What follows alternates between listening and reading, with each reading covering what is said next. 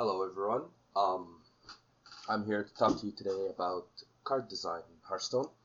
I've been playing Hearthstone for about 3 years and I'm really into the game. So I thought that I'd make a video talking about card design, how to implement cards into Hearthstone, and realistically what you should be looking at when you're trying to design a new card. Um, a lot of times I see people make cards that are repetitive, something that already exists in Hearthstone. And I thought I'd make this video trying to explain my take on card design in Hearthstone.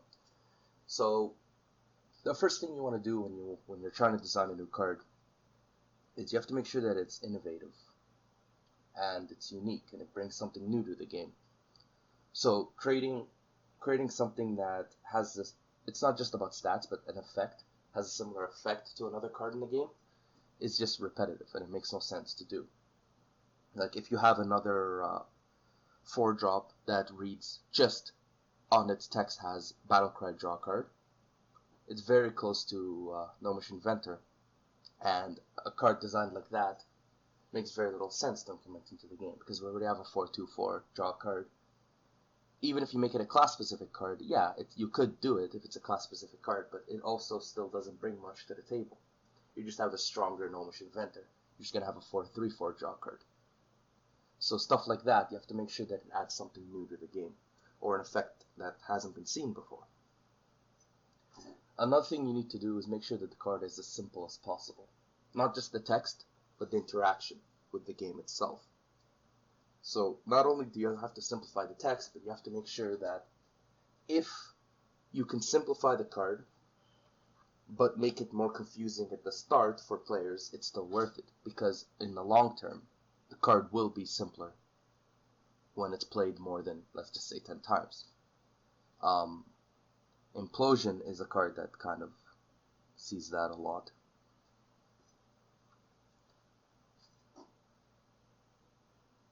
You have to make sure that the card stays with the Hearthstone design philosophy. So something as simple as a Discover Death Rattle can't exist in Hearthstone, because you're forcing something that could happen on your opponent's turn. So let's just say your opponent plays a card that says something like Death Rattle, discover a 3-drop, and you kill it on your turn. How would that work? How do you force him to discover that card but it's on your turn? Like, these things aren't implemented in Hearthstone, and realistically I feel like Hearthstone is a better game when you don't interact with your opponent. Yes, it would add more complexity to the game, but that's not what we're looking for here. Hearthstone's a nice casual game where you can just know that what you're doing is what you're doing and your opponent cannot interact with it in any other way. So if you have lethal, you have lethal. There's nothing they can do to stop it. If they have secrets up, yes, then you know, they could technically interact with you, but the secret has to be played on their turn. So you have to make sure, yes, it stays with the Hearthstone design philosophy. You can't, like, this is just one example, is the whole interacting with your opponent. Another thing you have to make sure is that it fits the lore of the Warcraft world. And it's nice to have if the card can tell a story. If the card is more than just simply, just an orc. That's just pure stats or something. You can have that, but it has, like, a lot of the nice cards are cards that tell a story. And I guess I could show examples, but you guys can just go through your collection and find them, or make up your own story for the cards that you see. It's pretty nice. And lastly, you have to, of course, make sure the card is balanced. So it can't be overpowered. It can be underpowered, but it can't be overpowered, or else it just takes too much away from the game. It becomes pretty much the best of in its slot, and then at that point people stop playing what's good for their decks and just simply just play what counters that card.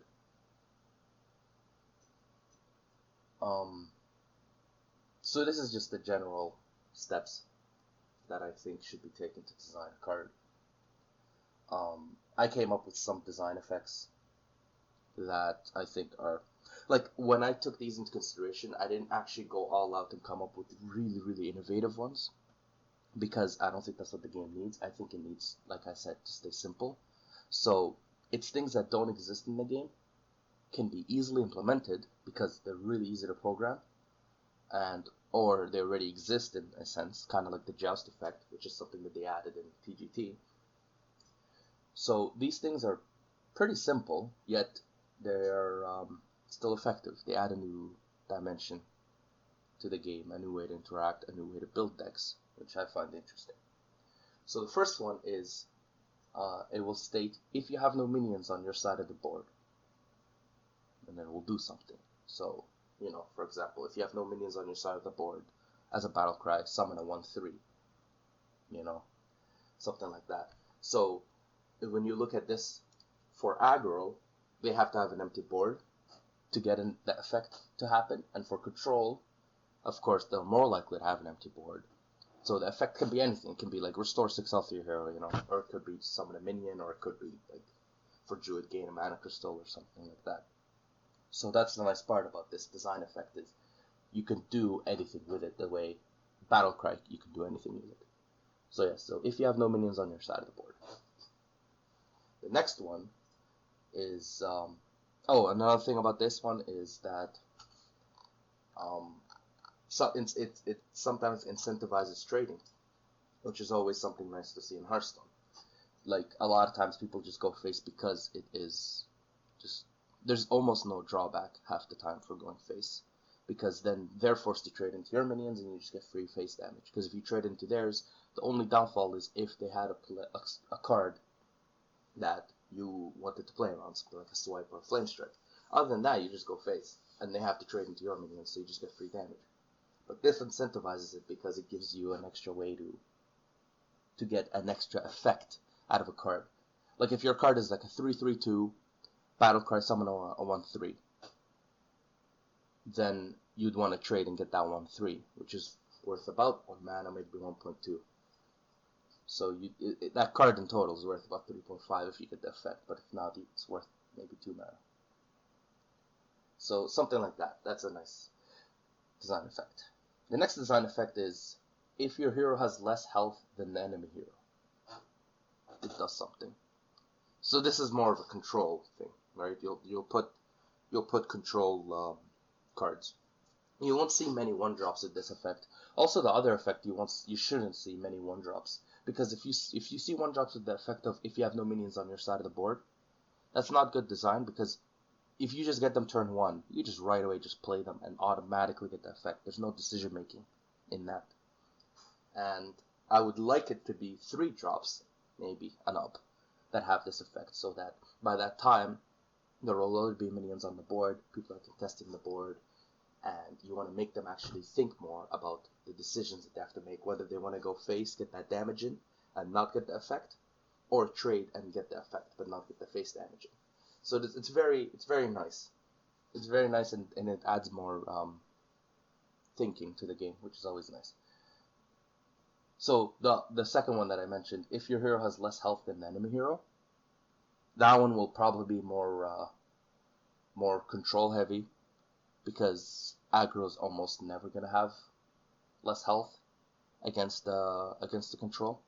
And in aggro versus aggro, the only time you'll see these cards being played is, of course, Warlock, because they can hurt themselves a lot, or if their stats are just so good by themselves. So some of these cards can have something like restore health, or give it taunt. Like if you have less health than your opponent, restore 6 health to your hero, or if you have less health than your opponent, then give this minion +1 health and taunt, something like that. These are cards I made, but I'm just not saying the stats pretty much. So that's the other one. Again, can be used in so many different ways, but there's less decision making in this one. This one is just simply you're probably going to hold it until you get hurt and then play it to gain its effect. Kind of like how Cthulhu cards are. There's not much decision making when it comes to them. They're brilliantly designed, by the way, but there's not much decision making when it comes to playing them. You just wait for the effect. Like a turn 7 4/6/4/6 taunt against an aggro, you're almost always going to play that as soon as you have 10 Cthulhu attack. The third one is it's similar to draw a card, but it's not quite as strong, so it gives you a lot more diversity when you're creating draw cards. So something like, let's just say Gnomish Inventor, like I talked about before, you can't create a 4-mana draw card that's neutral. It's just, it can't happen because Gnomish Inventor will always be in the game. And it's a 4-mana 2/4 draw card. And if you want to create a draw card, the only thing I could think of is if you flip the stats to like a 4/2, but that's still not adding something new to the game. So realistically, you're kind of locked out of designing any more draw card at 4 slots. You can still create 3 because there isn't any. But it's a new way to draw cards, but it's not as strong as drawing a card. This is what it says. It says, reveal a card from your deck to your opponent, then draw it. So what that does is it reveals the card, your opponent knows what you drew, and you draw it. So it's not quite worth a draw card, because if you draw something like Hex, they know it's Hex, and they can just play around it, not play their Savant at turn 6. But you still get that card. It's still physically there. You still have the card, all its advantages, except for the fact that your opponent knows what it is. So now, with this effect in play, you can create a 4-drop that has this effect of draw card. And let's just say something like it's a 4/3/4, so it's stronger than Gnomish Inventor. But its disadvantage is the card you're going to draw, your opponent will know what it is. And now a lot more decision making comes into the game for deck building. You decide, do you want that one less attack for the draw card? Or do you want to get that extra attack to fight for board, but your opponent knows what you drew? So this is a very interesting mechanic to add to the game as well. Reveal a card to your, from your deck to your opponent, then draw it. That's how it should be worded. So these are the 3 design effects that I was thinking of. They're also pretty easy to add to the game because all 3 of them are really easy to code. The reveal a card thing will pretty much be like a joust, except it's just for you. So it just comes out exactly the way the joust does. It shows it, and then you draw it, puts it in your hand. Other effects that clearly these are harder to add because they're not programmed into the game, and there's no UI to show for them.